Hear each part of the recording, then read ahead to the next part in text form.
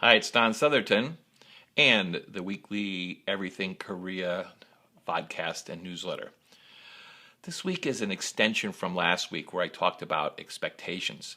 So this week's topic is the why behind seeking alternatives. It's also another segment from my Global Korea Facing Toolbox. So let's get talking.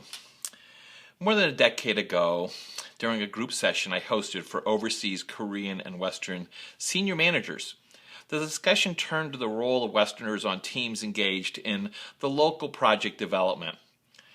The local Western team felt very underutilized and wanted to contribute more.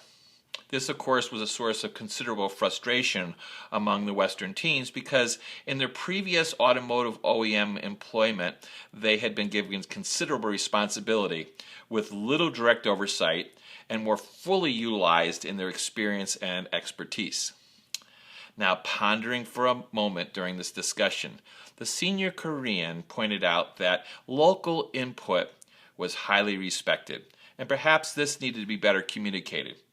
The Korean manager then went on to explain that his Korean teams knew how to do things Korean style, but what they needed were other ways of approaching work-related issues. Now, even if these local ideas weren't adopted, senior management reviewed those opinions and they looked at those options and they took those into consideration. In fact, Korean leadership had high trust in local teams and their judgment, the local teams providing much needed experience and know-how.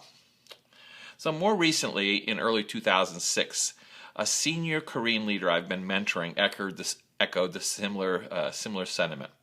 He said, first, how local input was sought out and needed to be encouraged across the organization.